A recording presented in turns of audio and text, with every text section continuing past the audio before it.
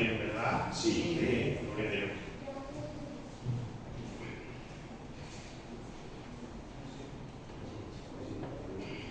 A mí me gustaría hablarles, hermanos, llevo mucho tiempo dándole vuelta, amén, siempre buscando al Señor, porque uno lo que quiere es que todo lo que se diga en el Espíritu, amén, y que el alma sea quebrantada y sea rinconada, para que el Espíritu tome dominio de todo, amén. Cuando le pedí al Señor que lo que quería, buscando la dirección de Dios, se me vinieron a la cabeza siempre dos cosas: la verdad y aquella experiencia personal que todo creyente debe de tener para poder ser convencido de cuál es la verdad. Amén. Entonces aquello me llevó al pensamiento y aquello me llevó al testimonio de lo que Dios hizo conmigo y de cómo Dios trató conmigo para que yo fuese convencido perfectamente de que Jesucristo es el camino, la verdad y la vida. Y para ello me gustaría que nos fuésemos al Evangelio de Juan, al pasaje de Natanael, que está en el capítulo 1.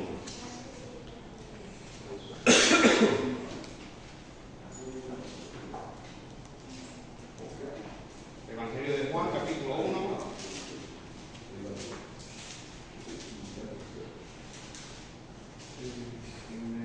A partir del versículo 43. Juan 1, versículo 43.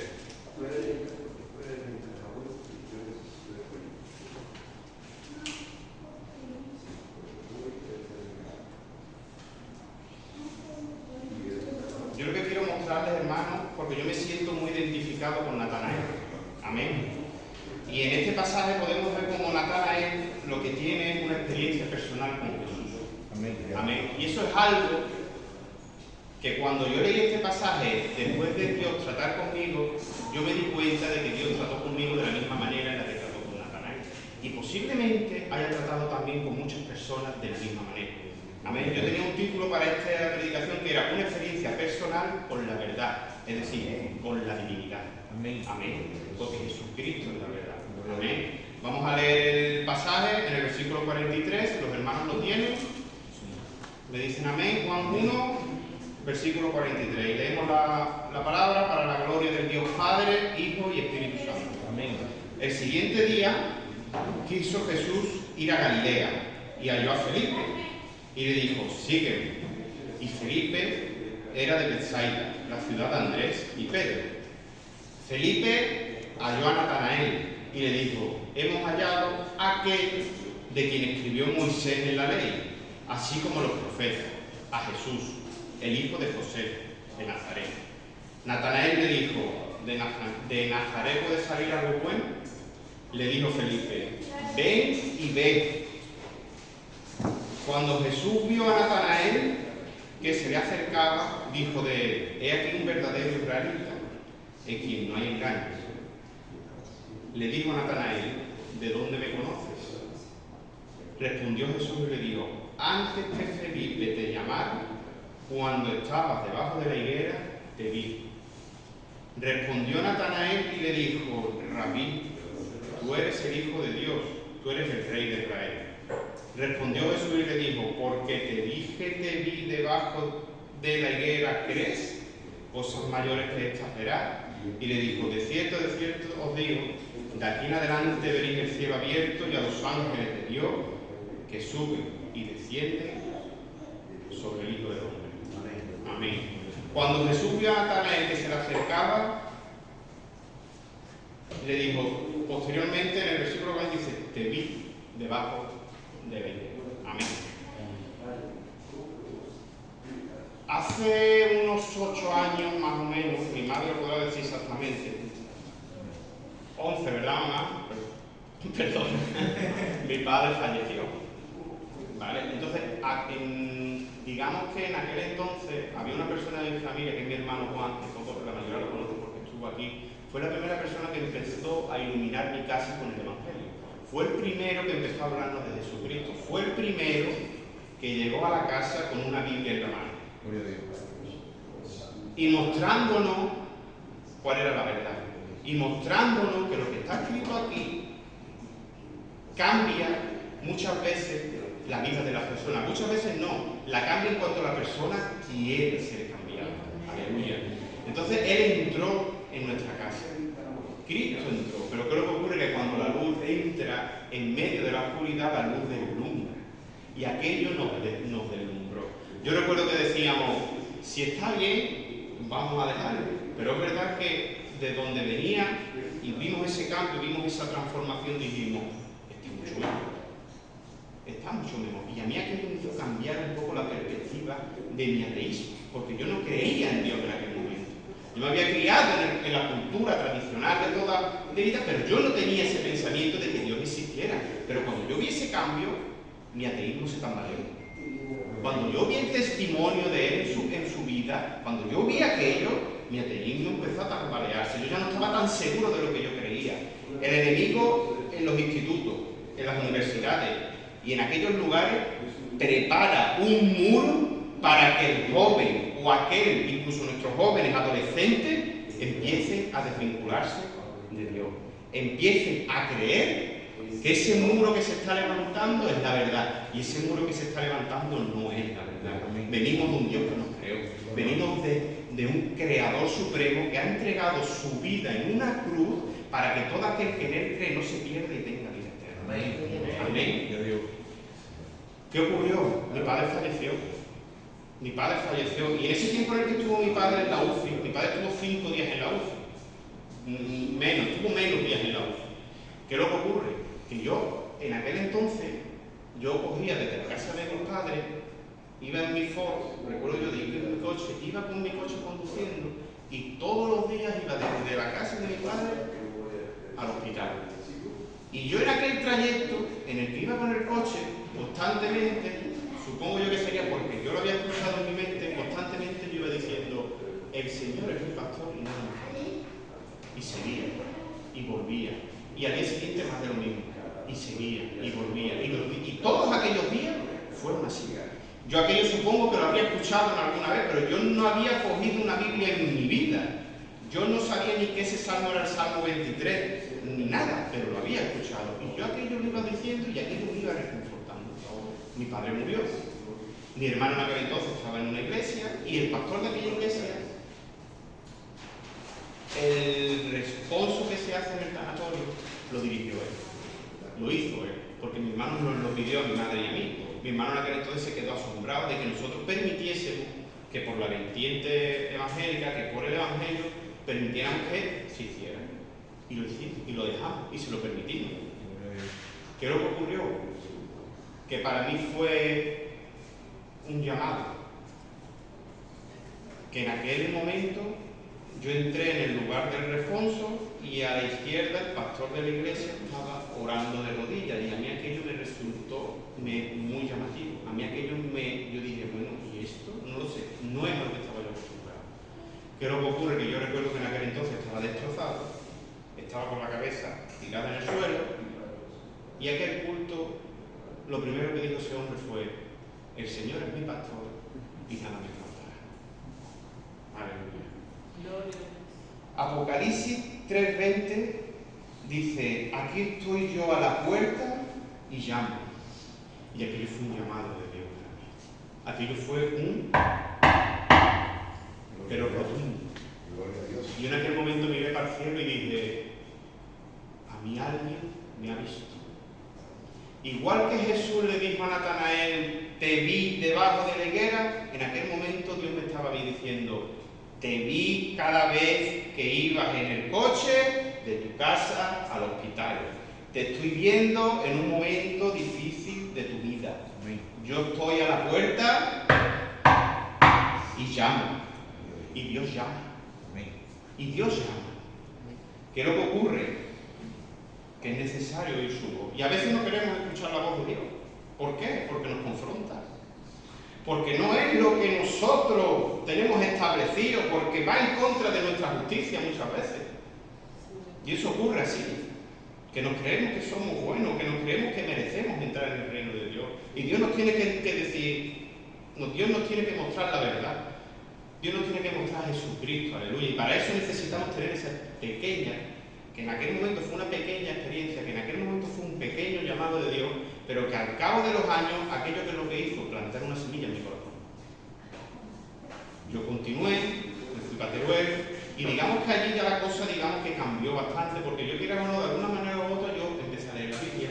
Es decir, mi ateísmo hizo así, se tumbó.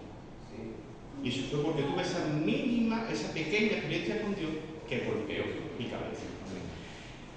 ¿Yo podía haber buscado a Dios en cualquier momento? Sí, como dice la palabra. Y me buscaréis y me hallaréis. En Jeremías 29:13 dice, y me buscaréis y me hallaréis, porque me buscaréis de todo vuestro corazón.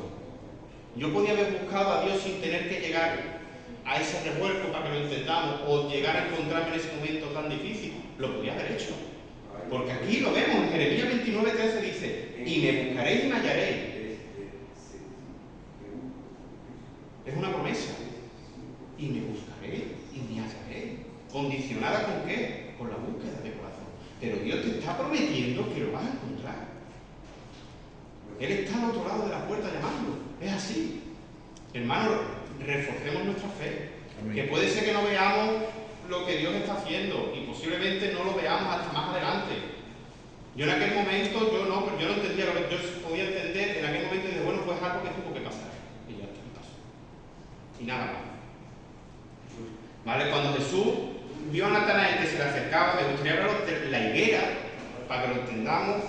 Es como en aquel entonces era un lugar que muchas veces no siempre se hablaba en la sinagoga, es decir, no siempre era un lugar de enseñanza la sinagoga, sino que muchas veces utilizaban la higuera para poder enseñar a los demás.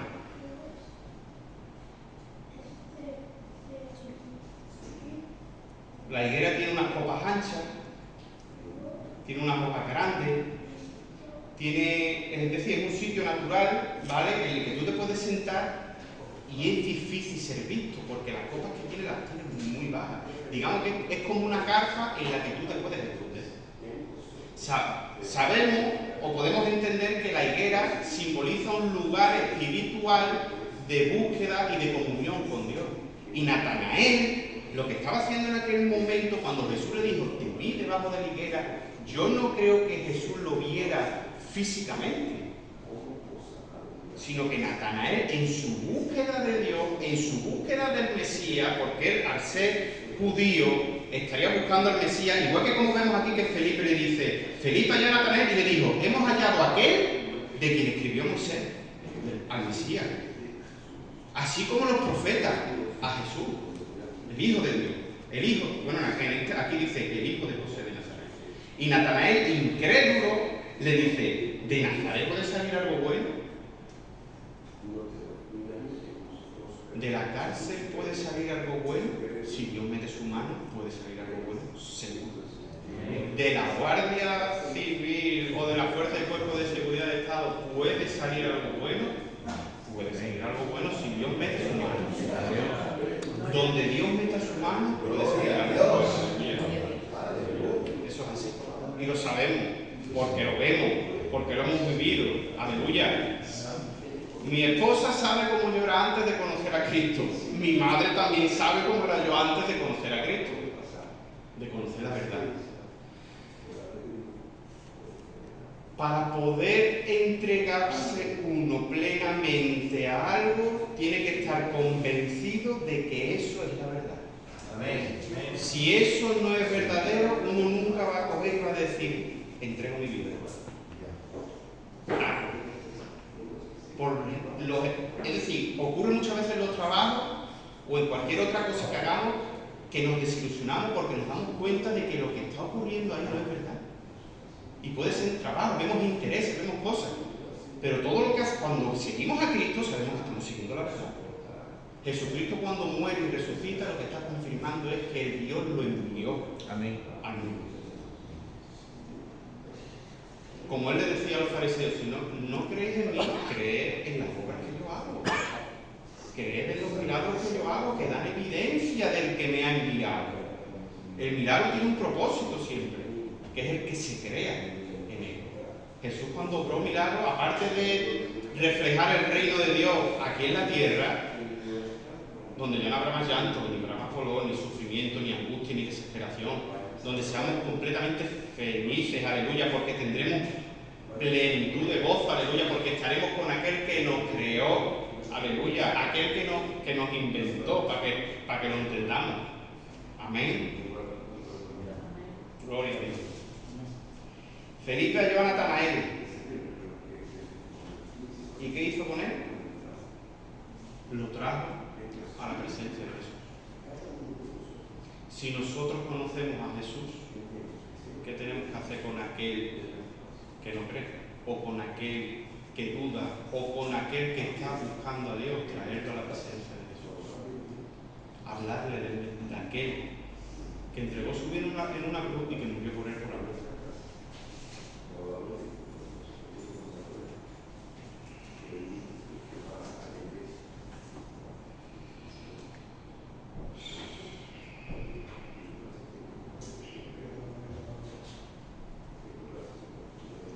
Yo cuando cuento este testimonio de cómo Dios trató conmigo, más adelante, pasaron unos años, yo estuve en Teruel y yo volví de Teruel aquí. Y estando aquí, hubo un momento durante el COVID que empecé una búsqueda de Dios en intimidad verdadera en la habitación. Cogí el COVID, me encerraron y aproveché ese tiempo para poder escudriñar las Escrituras. En ese momento escudriñar, leerlas, porque en aquel entonces no tenía yo un convencimiento como para decir esto es la verdad. Es decir, Dios me había llamado, pero todavía yo no había tenido ese convencimiento verdadero. ¿Qué ocurrió? Que yo empecé a leer las Escrituras y luego un momento en el que dije, yo necesito congregar con Dios, incluso bautizarme, porque la Biblia lo dice. Amén. Y es un mandato de Dios, el que creyere. En el Evangelio de Mateo lo dice al final. El que creyere y fuere bautizado será salvo, mas el que no creyere será condenado, dice la palabra. Y yo yo quiero congregar, yo quiero bautizarme. ¿Qué ocurrió? Que empecé a buscar de Dios. Y empecé a orar en intimidad y empecé a buscar de Dios y a decirle, Señor, si tú realmente aquella vez con el funeral de mi padre trataste conmigo, trata ahora otra vez y llévame donde tú quieras que yo esté. O donde tú creas que es el tiempo y el momento en el que yo deba de estar aquí.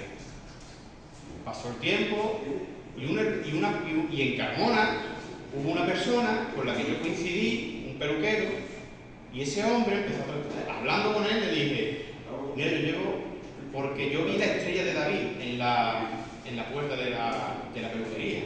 Entonces yo le pregunté, digo, oye, mira, hablando, yo estoy buscando de Dios. Dice, ¿tú estás buscando de Dios? Sí. Dice, pues si quieres te puedo invitar a mi iglesia. Y me invitó a la iglesia. Me mandó un enlace por YouTube, pero ¿qué es lo que ocurre? Que en aquel entonces yo no estaba convencido del todo. ¿Qué es lo que ocurrió? Que cogí y en mi inseguridad, cuando me mandó el enlace de YouTube, yo lo puse y ese culto empezó con el Salmo 23, con el Señor en mi pastor en nada. Dios sabía lo que había en mi corazón. Y Dios sabe cómo hablar. A mí y a vosotros y a cada uno de ustedes sabe cómo Dios habla y sabe cómo Dios tiene que guiar. ¿Acaso Dios, si te tiene que decir algo, no va a saber cómo decírtelo? ¿Acaso no se humilló haciéndose hombre para que nosotros podamos entender? Como le decía yo a Valentina el otro día, dice, le daba yo antes, le digo, Valentina, mira, imagínate que tú tienes que hablar con las hormigas. Tú te puedes expresar, tú le puedes decir a la hormiga, le puedes cantar, le puedes decir lo que tú quieras, la hormiga no te va a entender. ¿Qué necesita esa hormiga? Que tú te hagas hormiga para que ella pueda entenderte, es decir, que tú te rebajes al lenguaje de la hormiga, que tú te hagas como él. ¿Qué es lo que hizo Dios con nosotros? Se rebajó, se humilló, se despojó de su gloria. Y todo por amor, todo por amor, porque nos ama, porque somos lo más importante para él. Y eso lo demostró en la cruz. Y ya lo demostró antes, sino en el mismo momento en el que se hizo hombre ya no lo demostró. Bendito es el Señor. Yo cuando vi aquel enlace de YouTube y vi que el culto empezó así, yo dije, me vi obligado a ir a la iglesia. Y evidentemente al siguiente domingo fui. Cuando yo llegué allí, para mí aquello era muy extraño, porque suele pasar, porque no es a lo que estamos acostumbrados, y fue extraño para mí. Pero yo recuerdo que me puse en pie, abrí mi Biblia, que la lleva Dani ahí, esa misma Biblia, y yo recuerdo que antes de que empezara el culto, Vamos a abrir la Biblia por el Salmo 23. Yo no sabía que era el Salmo 23. Yo no lo sabía. Y yo pasaba mis páginas, buscaba el libro de los Salmos, y yo decía por mí dentro, verás. Yo digo, verás. Hermano, y yo cuando llegué al Salmo 23, y lo primero que leí fue, el Señor es mi pastor, nada me faltará. En aquel momento ya me derrumbé, y en aquel momento tuve esa experiencia completa y plena con la persona de Jesús. Gloria a Dios. Ahí el Señor me tocó verdaderamente ya definitivamente fuera. Y ahí me di yo cuenta de que Él es la verdad, de que no hay otra verdad, de que verdad solo puede haber una. No podemos creer que, como dijo hace mucho tiempo, hay muchos caminos para llegar a Dios. No, negativo. Hay solo un camino y solo una verdad. No puede haber dos verdades sobre un tema, porque una contradice a la otra. Por lo tanto, o una es verdad o es la otra. Es así. Es así. Y Jesús es el único que dijo, yo soy el camino, la verdad y la vida. Y nadie, es decir, nadie es nadie. No unos poquitos, y nadie viene al Padre si no es por mí. Amén. Por mí. En aquel momento el Señor tocó mi corazón, me di cuenta de que era la verdad y tomé la decisión de coger ese camino. Cada vez que leo este pasaje de Natanael, yo lo veo claramente. A mí Dios me dio en mi higuera. Cada uno tenemos una higuera. Y si no la tenemos, la tenemos que buscar. Es necesario tener esa experiencia personal con Dios. Pero para poder tener esa experiencia es necesario hacer, como nos dice aquí Jeremías 29:3, y me buscaréis y me hallaréis, porque me buscaréis de todo vuestro corazón. Si Natanael no hubiese buscado a Dios de corazón, no hubiese tenido ese momento de intimidad, Jesús quizás lo hubiera visto, pero ¿le hubiera podido decir algo? ¿Cómo Dios va a contestar una oración mía si yo no oro? ¿Cómo Dios me va a decir algo o voy a tener una experiencia personal con Él en la que Él me escucha si yo no le hablo? Si no hay intimidad, ¿cómo voy a tener yo experiencias con Dios? Es muy complicado que Dios pueda tratar. Y yo cuando le pregunté a Dios qué es lo que quería, a mí se me vinieron a la cabeza la verdad y los jóvenes. Los jóvenes necesitan que les mostremos que Jesucristo es la verdad. Yo muchas veces le digo a mi hijo Daniel, si quieres cuestionar lo que yo te hablo de Jesucristo, cuestiónalo. Investiga, busca. Si yo sé que te vas a dar cuenta antes de que Jesucristo es la verdad. ¿Qué miedo tengo yo de que investiguen si Jesucristo resucitó o no resucitó? Si sé que verdaderamente resucitó, ya hay evidencia más que suficiente para creer que eso es así. Amén. Si es que aquel que busque lo va a encontrar. Amén. Otra cosa es que no me guste la verdad. Eso ya es distinto. Eso ya. Pero te darás cuenta de que Jesucristo es la verdad. Aleluya. En el jardín, Génesis 2:17, Dios le había dicho a Adán y a Eva que morirían si comieran del fruto. Es decir, Dios les dijo la verdad. Pero el enemigo, la serpiente, que les dijo que no morirían. Y vemos la diferencia entre escuchar la voz de Dios y escuchar la voz del enemigo. Hermano, el otro día dijo el hermano una cosa, dice, más ungido que esto no hay nada. Esto viene de Dios. Esto es palabra de Dios. Y todo lo que saquemos de aquí viene de la misma voz de Dios. Si dudamos de algo que se nos viene en mente, filtrémoslo por la palabra siempre. Filtrémoslo por aquí. Porque el mismo enemigo nos puede estar susurrando cosas al oído que si no lo filtramos por aquí podemos cometer un error.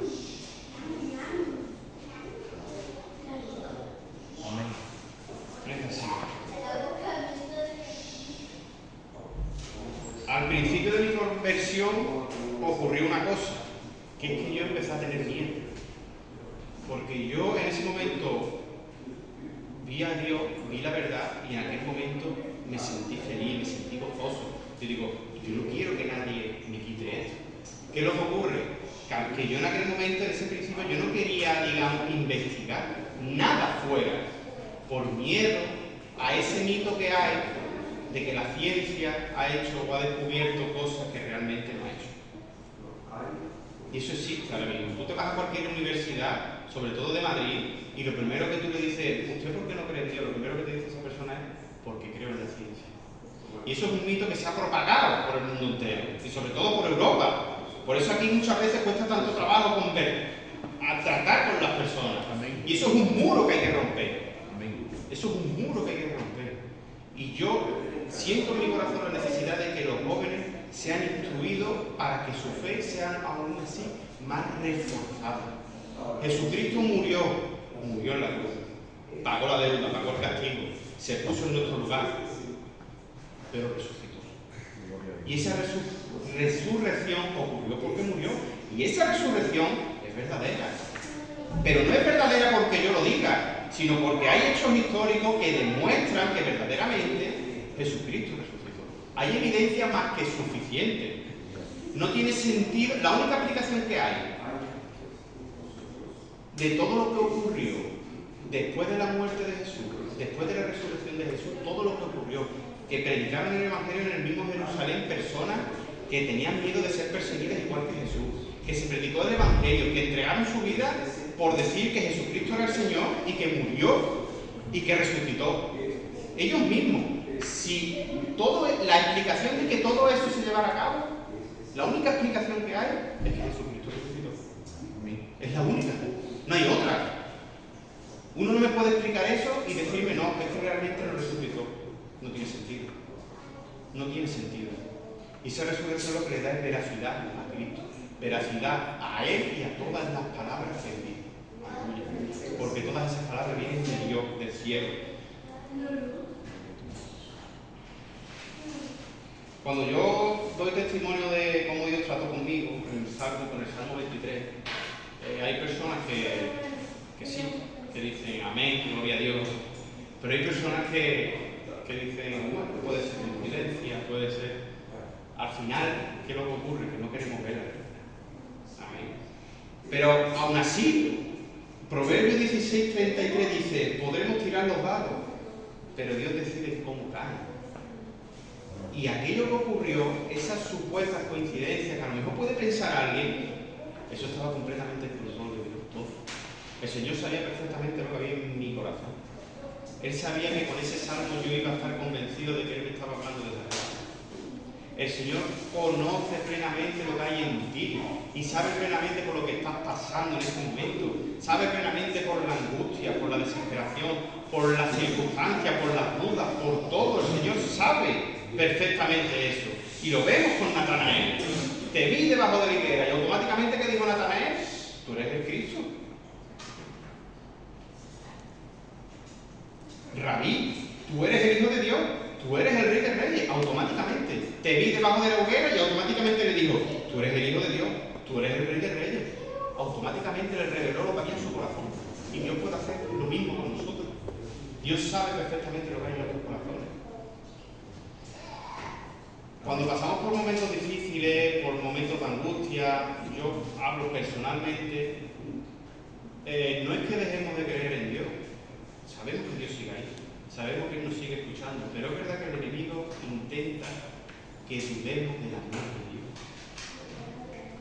Y eso yo creo que la mayoría lo hemos podido vivir, o por lo menos pensar y que se nos viene a la mente, Dios ha permitido esto en mi vida y me ama. Esa es la duda muchas veces que llegan a nosotros.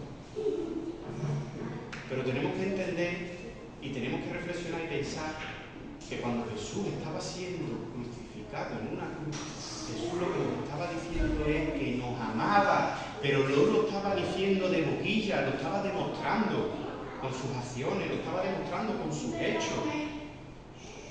De que yo he buscado y yo no he visto ningún relato que Dios le diga a sus discípulos de os amo. No sé si de sus os quiero, os amo, no lo sé, no estoy seguro. Pero yo he estado buscándolo y no. Lo que sí se lo ha dicho con acciones, con hechos. Y Jesús nos lo demostró de esa manera y no podemos movernos de ahí, tenemos que tener eso en mente. No hay mayor amor que este, que uno de su vida por sus amigos. Y Jesús dio su vida por sus amigos. Y todos esos amigos somos nosotros. Amén.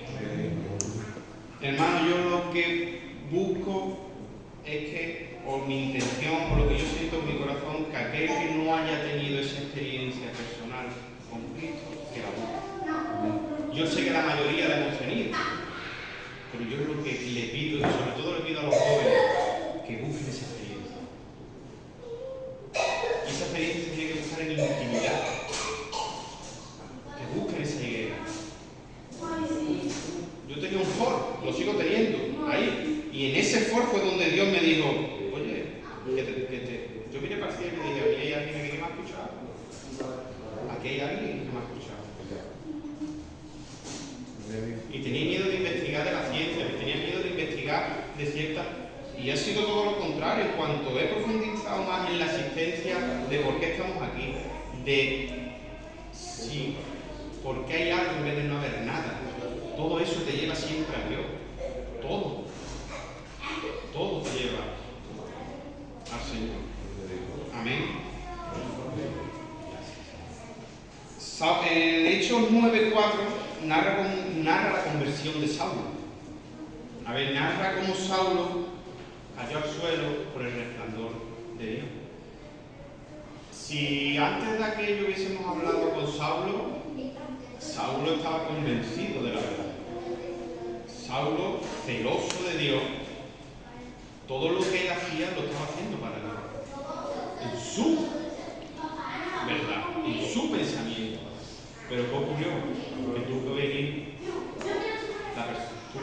Jesucristo, tuvo que darle una experiencia personal con Dios y decirle, Saulo, Saulo, ¿por qué me persigues? Y él le dijo, ¿eres tú, Señor? ¿Eres tú, Señor? Él estaba persiguiendo a la iglesia. El pasado de Saulo tuvo que ser un pasado de persecución de la iglesia, que yo pienso que eso a él, durante toda su vida, le tuvo que estar ahí machacando. Ese aguijón que narra él en una de sus cartas, muchos dicen o se cree que era aquello, que era el pasado. Pero tenemos que entender que ese pasado ya ha sido borrado, que Cristo nos ha justificado con su sangre, que Dios ya no nos ve como nos veía antes, que hemos sido lavados, que hemos sido limpiados, que hemos sido puros. Primera de Corintios dice, narra una serie, Primera de Corintios 6:9.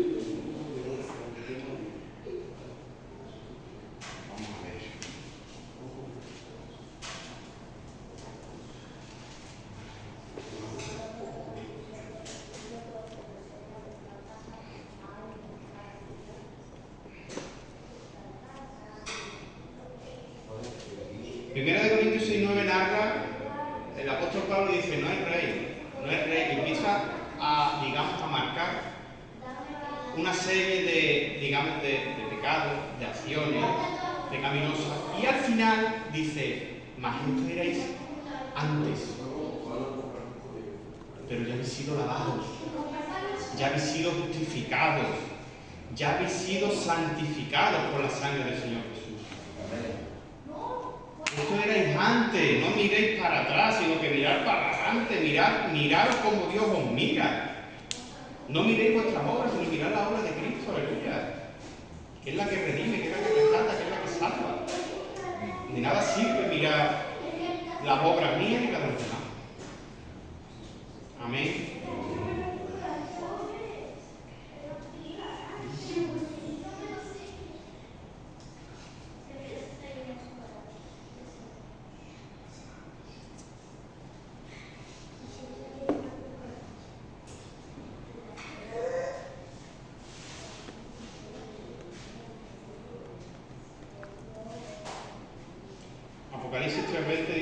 a la puerta y llamo.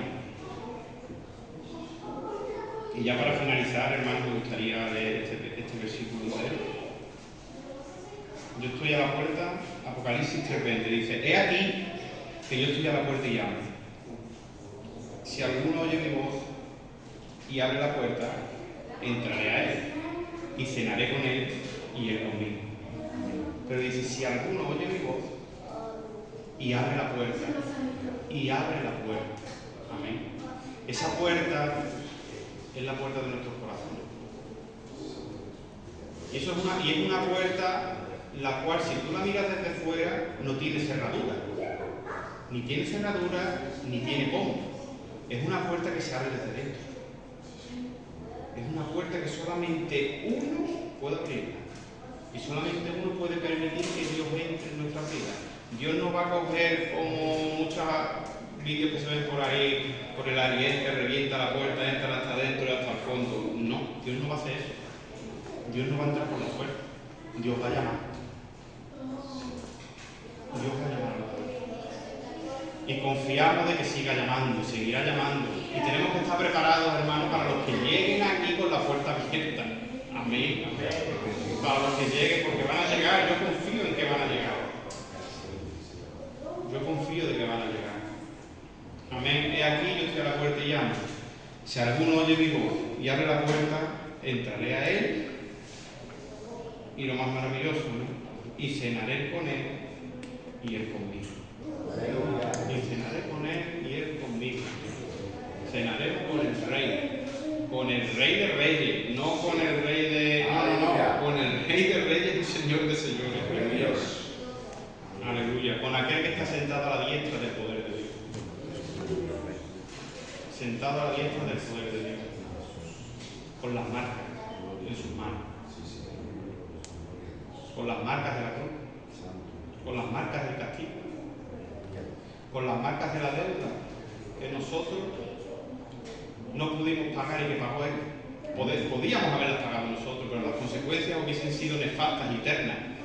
Pero él decidió coger toda esa deuda, cargársela en los hombros y decir: las consecuencias eternas de sus pecados me las llevo yo, para que algún día puedan estar conmigo en el reino de los cielos. Para que algún día puedan disfrutar de aquello que se perdió en el jardín de Edén.